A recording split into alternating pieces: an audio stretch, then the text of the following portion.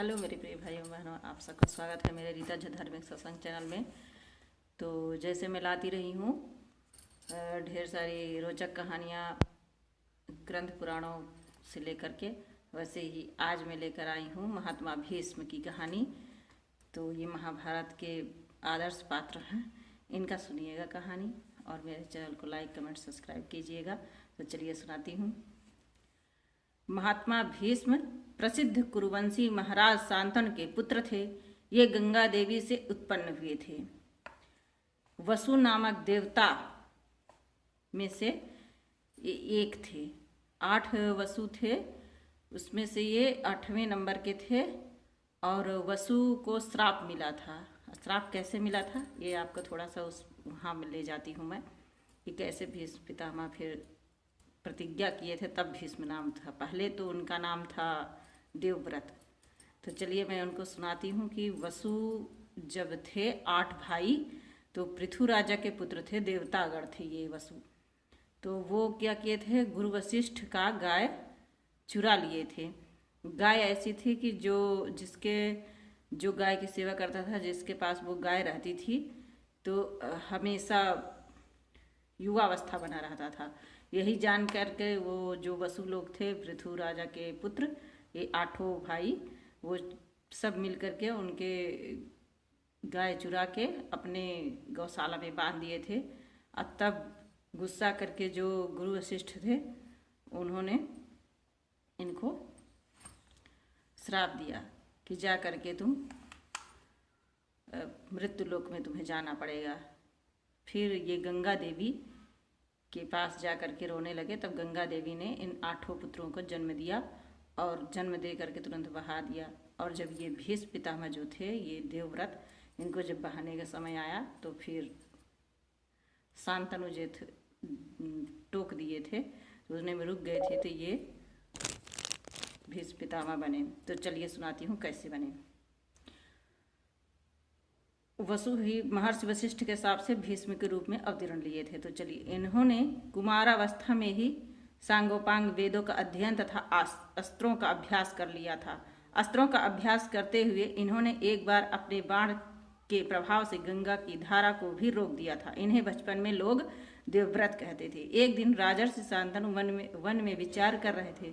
उनकी दृष्टि एक सुंदरी केवटराज की कन्या पर पड़ी, जिसका नाम सत्यवती था। उस पर वे आसक्त हो गए। कौन? भीष्म पितामह के जो पिता शांतनु थे, वो केवटराज जो के बेटी जो थी सत्यवती, उनके ऊपर। सत्यवती थी तो एक राजकन्या, परंतु वह केवटराज के घर पली थी। उसके पिता केवटराज ने उसके विवाह के लिए राजा के सामने एक शर्त रख दी।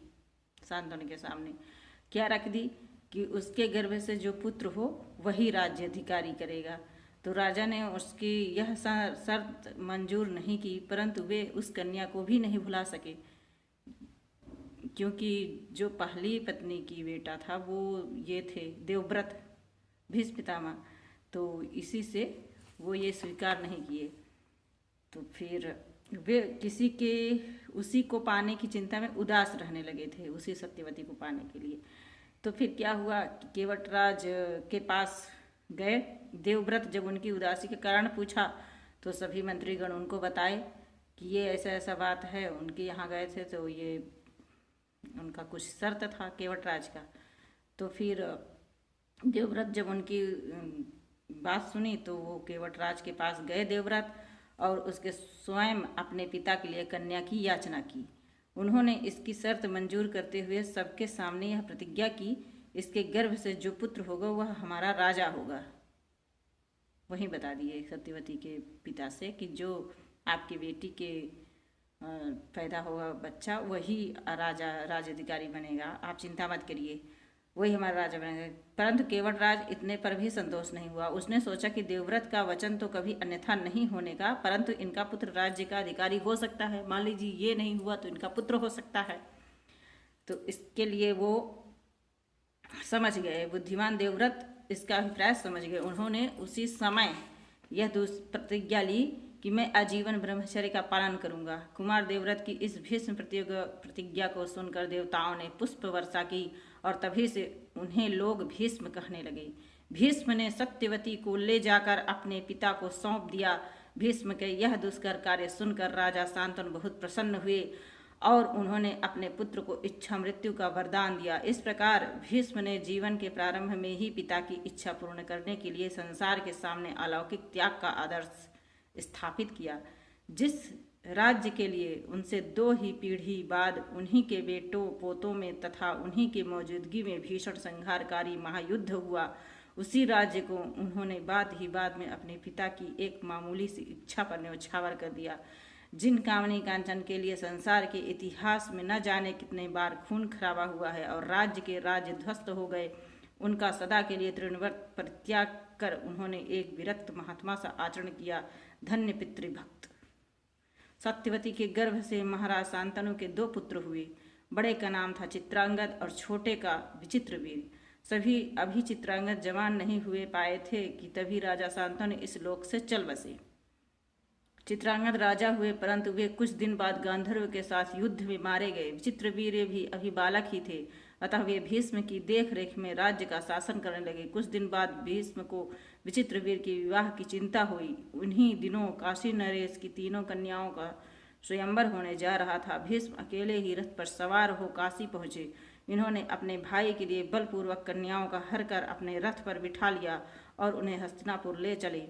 इस पर स्वयं के लिए एकत्र हुए सभी राजा लोग इन पर टूट पड़े, परंतु उनकी एक भी न चली। उन्होंने अकेले ही सबको परास्त कर दिया और कन्याओं को विचित्रवीर को सुपुर्द कर दिया। भीष्म काशीराज की जिन 3 कन्याओं को हर कर ले आए थे, उनमें से बड़ी कन्या अम्बा मन ही मन राजा सालों को वर चुकी थी। भीष्म को जब यह मालूम हुआ तो उन्होंने अम्बा को वहीं से विदा कर दिया। शेष 2 कन्याओं का विचित्रवीर से विवाह कर दिया, परंतु विचित्रवीर अधिक दिन जीवित न रहे। विवाह के कुछ ही वर्ष बाद वे क्षय रोग के शिकार हो इस संसार से चले गए। उनके कोई संतान न थी, फलतः कुरुवंश के उच्छेद का प्रसंग उपस्थित हो गया। भीष्म चाहते तो वे आसानी से राज्य पर अधिकार कर सकते थे, प्रजा उनके अनुकूल थी ही। वंश रक्षा के लिए विवाह करने में अब उनके सामने कोई अड़चन नहीं थी, परंतु बड़े से बड़े प्रलोभन तथा आवश्यकता भी भीष्म को अपने वचन से डिगा नहीं सकती थी। सत्यवती के पिता से की हुई प्रतिज्ञा को दोहराते हुए एक समय उन्होंने कहा था, मैं त्रिलोकी का राजा, राज्य, ब्रह्मा का पद और इन दोनों से अधिक मोक्ष का भी परित्याग कर सकता हूँ, पर सत्य का त्याग नहीं कर सकता। 5 भूत अपने अपने गुणों का त्याग दे, चंद्रमा अपनी शीतलता छोड़ दे, और तो क्या, स्वयं धर्मराज भी भले अपने धर्म को छोड़ दे, परंतु मैं अपनी सत्य प्रतिज्ञा छोड़ने का विचार भी नहीं कर सकता। प्रतिज्ञा का पालन हो तो ऐसा हो। इधर अम्बा को साल्व ने स्वीकार नहीं किया। वह न इधर की रही न